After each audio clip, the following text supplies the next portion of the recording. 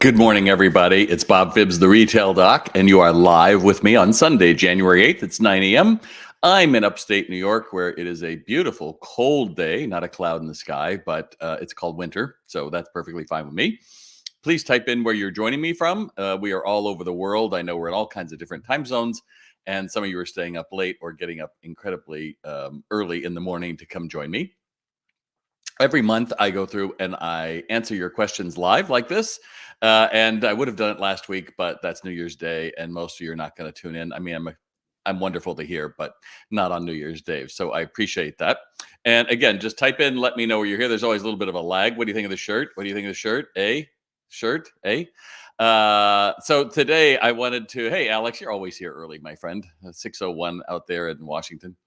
Uh, Today I wanted to give you a just a follow-up on the post I put out just the other day, and I said, if you don't know your employees' goals, how are they going to help you meet yours? And if you didn't see Robert's post that he put in, I don't know, a few hours ago, he said, I looked at this post and I used it for a one-on-one with an employee this afternoon. I told him what my goals were for the store and asked him what his personal goals were for this year. I learned that I was able to help him with one of his goals on this year, and by doing that, he's going to help me with at least one of mine. I have a breakfast meeting with the crew of different store, and we're going to use this to help them and me at this location. What a great idea, Robert. You know, I think a lot of us got into retail at a time when it was shut up and go do this, which could have worked if you were in the 80s and maybe even into the 90s, because let's face it, you wanted to hold on to a job and you would do anything to hold on to it. Well, nowadays the things are a little different, right? There's plenty of people to have jobs and they want more money. And there's plenty of jobs. There's less people that are going to work for it. Doesn't look like that's going to change. So if you're waiting for that moment where, hey, you know, someone's going to flip a switch and magically everyone's going to suddenly come back to work, that's not going to happen. But it gives us the chance to actually do better as people. And it always struck me as people, and I've seen it on some of your posts before, you know, people just hate the fact that they're paying somebody $15 an hour to start. It's like, well, McDonald's is 15 an hour. If you begrudge it, why are you in this business? Because you're either a hobby or you're a business. A business is looking at, how do I improve the people on my sales floor, and they then improve the lives of my customers. If it's a hobby, it's like, well, it's my thing and I just want to be this insular little moment, and good for you. But at the end of the day, you're not going to make money with that. You're going to have a lot of frustration. And so I want you to think about, in this next week, how can you be engaging your crew to ask what their personal goals are? Because oddly enough, it isn't to come work for you 40 hours a week on every weekend. I know, shocking, right? But if you can go through and have that idea that it's a conversation rather than, I give you a paycheck, you should shut up, then I think you're going to meet with success in 2023. And if you don't want to do that, then understand that's a choice. And that choice is going to lead you into a place where you're probably having a lot of turnover. You're probably having employees who talk badly about you, and your merch is probably sitting because it's all for you. And I'm just here for a check. So I hope that helps. Hey, Kathy, thanks for joining me. I hope you're digging out well. It should be a nice, if it's not a warm day, at least it's a sunny day to get rid of some of the Buffalo snow. I hope that's good. And car gift all the way from Portugal today. Thank you very much. Yeah, I love these shirts. These come out of Turkey, and they're just they're totally my brand, right? I usually try to dumb everything, well, not dumb down, but be really conservative on stage. This is the year I'm done with that. I'm going to wear my cool shoes and be having fun with it. And before I forget, hey, Sandra, so glad you joined us this morning.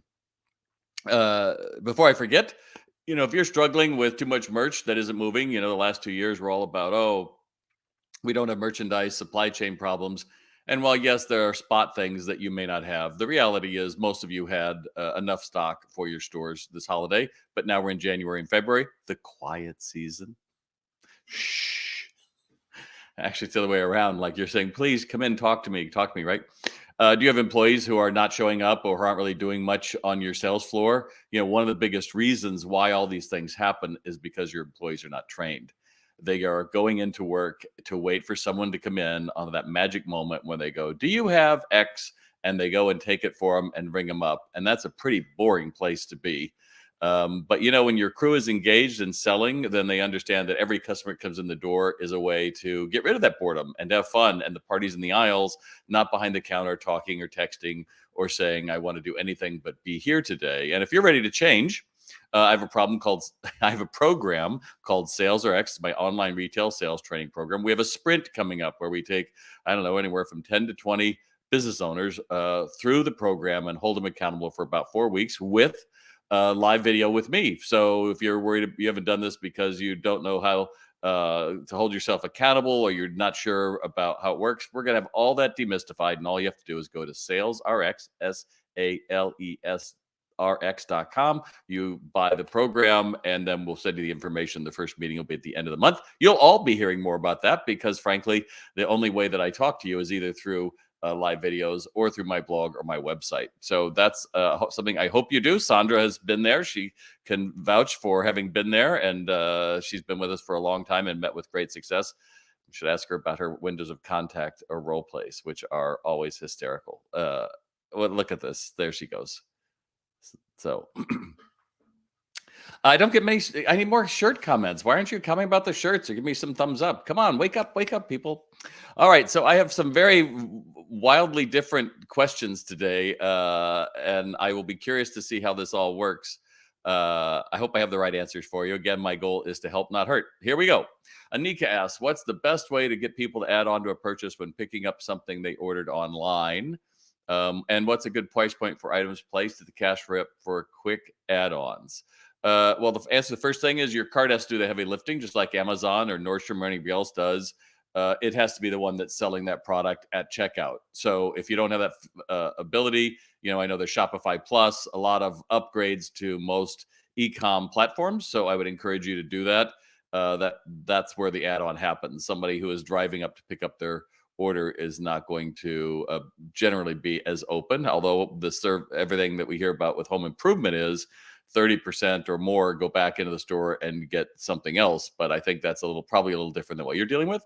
And number two, your question about what do you put at the cash register, an item that is under $20 that is universal and anybody can need and understand. Having some new product that I have to think about that's expensive or it's only for niche things, my mind, when I'm at the counter, my mind is already out the door. So the goal is, that's why you see car chargers at the register, because they're an easy pickup. But again, they're like $5.95. That's not much of an add-on, but it doesn't require thinking, except that, is this universal? Would it fit my phone or that kind of stuff? So there you go. See, Stace, I knew you would like this. I knew you'd like this shirt. If you did not see our live video with Stacy and with Heidi West at Lifestyles of Saratoga, you should scroll down and watch that.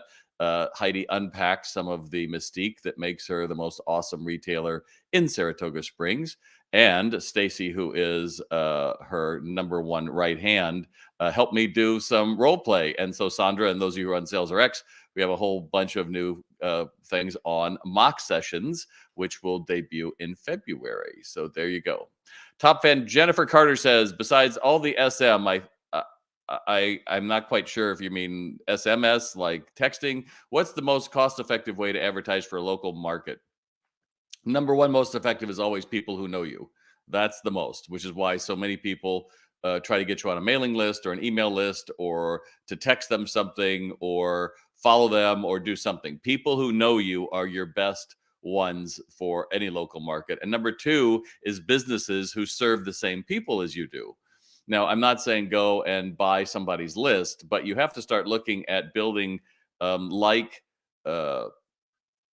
businesses, because people who, for example, if I was a men's retailer and I had guys who like these kind of shirts, chances are there are other types of businesses, types of cars, types of services that we would be similar. And then I would work to say, how do we come together to either do events or to show each other off, or if nothing else, just talking to them and finding out, well, where are you doing things? Because like attracts like.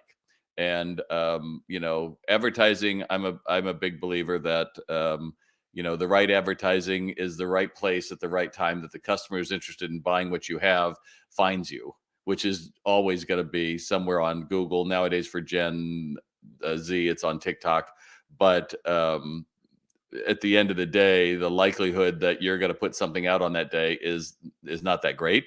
Which is why, like an art store that I used to have in Glendale, California. I don't know if they're still there. Swains, if you're there still. What they would do is every month they would send out something, would just be a half sheet flyer, postcard that would just say, this week we have whatever it is, colored paper on sale, or it be inking, or any number of different things. And it didn't matter to me because here I am 40 years later, 35 years later, I still remember the name of that store because every month there was something that had their logo on it that came in my mail, even though I threw it out most times. If I need art supplies, I'm at Swain's in Glendale, California, right there by the Vons, right off the freeway. I remember all that stuff. That's what marketing should be. It's not a quick fix. Quick fix is everything in store is 40% off. Like I remember some woman when I was speaking at a convention, and she was talking about how she used Twitter. Oh, well, I just put out 40% off the store, and I get people come in the next 2 hours, and I pay all my bills. Like, that's terrible. You're teaching people wait for that tweet, and they set up an alert and they buy everything they want. So don't do that kind of stuff. All right, there you go. Mr. Mark, you are up next, my friend. So I hope you're taking notes. All right. So my top fan, Mark Bowker, who is here right now, I could bring you on, dude. I can bring you on stage with me if you want. I think I can do that. So if so, you let me know and I will send you a quick invite, Mark. Or maybe after I do this, you could type it in and say, yes, I'm game. I'll give you one half a minute while I read your point to me. So he says, how long should you give a new product line to catch on with customers? I own a comic book shop and added comic pop culture themed button down shirts 4 months ago. They run twice our average. Give me a minute. Okay, dude. They run twice our average transaction amount. You don't have to do this, Mark. I mean, that's fine. I just tried to make it more interesting. They run twice our average transaction amount, and I was hoping that they'd sell well during the holidays, but they didn't. Do I pull the plug, slash the price, and move on, or do I give them more time? So, Mark, you sent me a link to it, and I went to it, and it's a company, and the shirts look kind of cool, but they're look boring, dude. I mean, I'm wearing a shirt. I would have been your ideal guy to wear them, but the way that they're shown is, they're flat, and the shirt is half folded on the sleeve, and they all look the same. So I would say, first off, they look boring. So if you're looking for what they should look like, go after other companies that are different, like a Robert Graham. Look at their site, look how they show it. It's always a model, somebody wearing the product.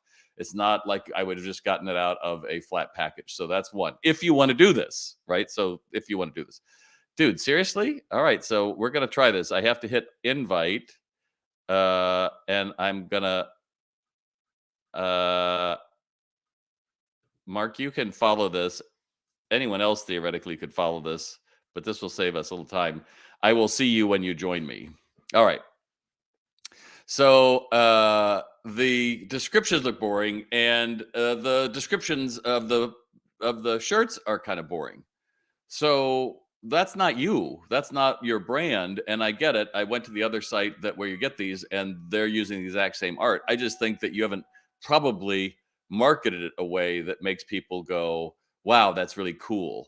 So if you click that button, you should be able to join me here, Mark, and then we can discuss a little bit further. So when I see you, I will jump in, and we can woodshed this a little bit more. Fair enough. All right. So Bill says most retailers seem to be contented with analyzing sales and profits through generalized categories. He works in the convenience store business. So cigarettes, candy, chips, drinks, and that kind of stuff, and paying little to no attention to items within those categories. So in other words, it's the big idea, right? So it's like candy, and then, are we making enough money in candy? Are we doing enough in drinks? That kind of thing. With thousands of items in each store, each having its own unique cost, but similar retail price, do you think it'll become more important to track profit via item, or does category management continue to be method of choice? So, Bill, the difference is that in this day and age, anybody you have as a vendor should be able to A, give you these reports, and B, this is what computers and algorithms are all set up to do. So I would go back to your POS system and say, yeah, I want this by category, not by category. It needs that next level of detail, and then whatever those alerts are, because category management. Oh my goodness, he's here.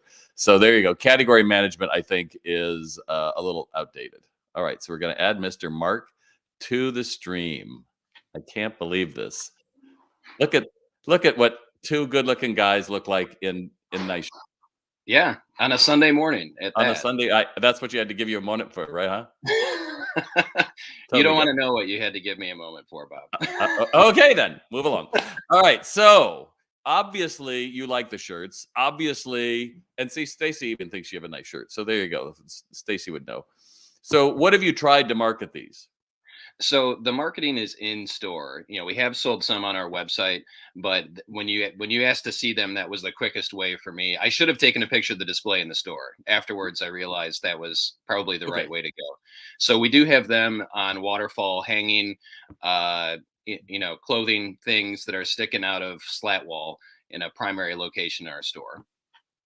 But is it your guy? That's what I'm curious about. Is your guy a young, trendy 20-year-old? I mean, a button-down shirt is kind of old guys like me. No offense.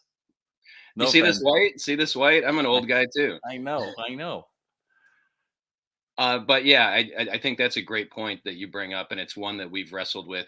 Our audience is more t-shirt guys, so Right. guys that are wearing superhero t-shirts. I thought this might encourage them to maybe spring or upgrade for that special occasion.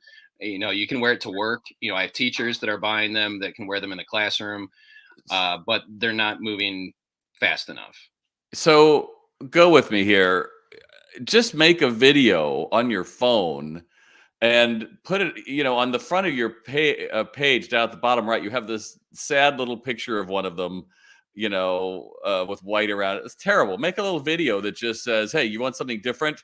You can wear this. Tell them who they are. You could wear this. You're tired of wearing just a t-shirt. They say you got to wear a button-up shirt. We got these in for the guy who what, and then say it." Or make another one that says, go live or do it on your site and say, "Hey, if you're you got a lot of Star Wars stuff." I think that I saw. I had to check on the Mandalorian print. Was like, what the hell is that? That just looks gray. But explain it. You could change that out every week. I think video would be your way to go. And also, just like Lewis said, put the shirts on a mannequin, because on a waterfall is just deadly for this kind of thing. You would, the I don't know how many you have in store, but you would want to show, like, I have one in every size. You want to show four rather than 10 that are all different, because you'll only still see the outside one. Right, right. No, those are So great suggestions. So if I follow through with the video and we change the way we're merchandising, they've been in store for 4 months. They're not turning as fast as they should turn according to your recommendation. Do we go another 2 months, three how, months? how much Or is money do you have in them? it? Roughly a My grand. I've probably got $1,500, $2,000 in them. All right. So could you also do it as some kind of a giveaway or an event or one or something like that? Could you what do you think the number one place your guys go or work in your area in Lima, Ohio? Don't say Um, Walmart. some of them do. I know. I think a lot of them are blue collar workers. Um, so some are working in factories. They're Right. working, third shift jobs, things like that. So yeah, I mean, the more we talk this through, the more it becomes clear that this was probably not. This isn't for most of my customers, and Right, maybe. but they don't know that it's not right. So I just think you just take the other hand, just switch it around, and now you have to help them see it, especially young guys. It's not like they don't want to buy it. They don't see how this fits into their life. Well, So and if they you also have to justify the $70 price tag. get over that. No, no, yeah, and I appreciate They're that. Yeah, going to and Comic Con, that's well, you're right. That's why I brought them in, because I'm like, hey, if they're going to spend $70 on a video game, that they can play for 100 hours or whatever it is, why not wear something that they can, or $70 on something they can wear for God knows how long? Absolutely. And again, I would say, you're not getting any dates. It's because of what you're wearing. And I would just try to have fun. Get some young guys to say, "Here, give it to a couple of them and say, go around town, because what it could do for you is just look at his marketing, if nothing else. Like, what kind of shirts do they have and what are they? And I don't know that you've given enough time. I just think your website looks pretty boring. And if they're just on a waterfall, you're not really saying this is important, even if you put it at the front. And even if you have it on, the other thing would be to wear it around. I would go, oh, so I hope you're seeing the comments. Lewis, especially. Lewis is in menswear. Old guy, old guys have disposable income. Stacy, your style, their way, just riffing. Great. Eileen, can you gift it to staff and have them wear them at work? Yeah, I think I would go the other way. I wouldn't do it work. Whoops, hide that. I think what I would do is to go through and get them out in the community. You know, go out to the some cool. Well, you must have customers that drive cool cars. Yes. I do. You know what? I've got at least one that drives a Tesla, so maybe I give him one and be like, "Hey, wear this around for a while." But be specific. You say, hey, I want to do a video. uh what's your favorite? You must know his favorite character, so say, would you be willing to make this, because what we're trying to do is to get something started for young guys who don't see themselves, successful guys wearing these. Maybe that's your pitch. You're going to say successful guys wear cool shirts, and maybe you're going to also partner with a cool men's thing. But I don't want to go on too long and tell you what to do, but I think you've got some really great ideas, and I'm not willing to pull the plug on it yet. I just think that you're not quite there yet in thinking about the cool aspect. It's just a shirt instead of it's, you know, this is you. That's basically what you have to show, is this is you. Awesome. No, I appreciate the time, Bob. I appreciate you bringing me on this morning. The comments from your viewers here. Yeah. You've given me a lot to work with, and I'm fired up to start the week. Excellent, my friend. I'm going to let you go. Thank All you. right. Take care. Bye. And we're back to the retail doc. Look at that. How cool is that? So I want to do that more and more with you guys. So do me a favor. And when we come into these things, just be ready. You could always do it. Success doesn't have to be boring. Not your dad's button down. See, you're riffing already. Stacy's already trying to sell these. And John also moved to a different location of the store. They'll appear new. Do a post that requires customers to like and share, and then choose a person to win one. I like that. But also, you guys are all going crazy. So fun. I liked it. But also, the idea really comes down to is, if we're gonna make the commitment to buy something new, then make the commitment, right? Because if I would imagine comic book stores are typically gonna be t-shirts, but they're still personalized. Well, maybe you're really going after a really subset of your customers who are underserved. So I just don't think it's money. I think it's a matter of they don't see themselves in it. So there you go. All right, so let's get to your other questions and let you go. All right, did I mention the SalesRx Sprint coming in like on the first meeting will be the 26th? So you can go to salesrx.com and you can find out more about it. Thanks for staying with me. Give me some love. Give me some thoughts. I would love to have you on here sometime because it certainly makes it more interesting for me. You can see I would much rather be talking to a person than to be looking at my notes. All right. We've talked about Bill. Great. So top fan Nancy DiCaprio says, any good ideas or tips on the demand for experiential retail for specialty stores? So what's your definition for experiential? I know there's a lot of people out there that think, oh, we put a rock wall and therefore we're experiential. Maybe.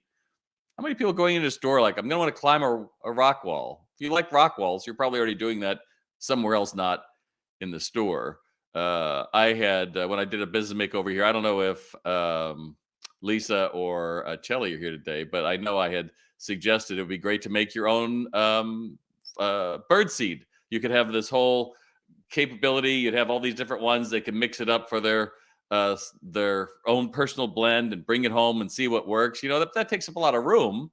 And managing it, this is kind of a hard thing, but that to me would be a very cool thing to do. Other people think having an event is experiential. I'd say the biggest one most people miss with experiential, have a human being on the sales floor. Oh, wow, what an experience.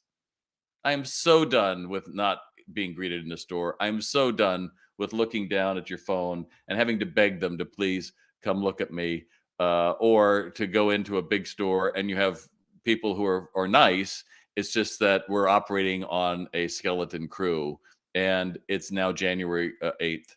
It's time to make a better experience for the customer. That's what I call experiential retail.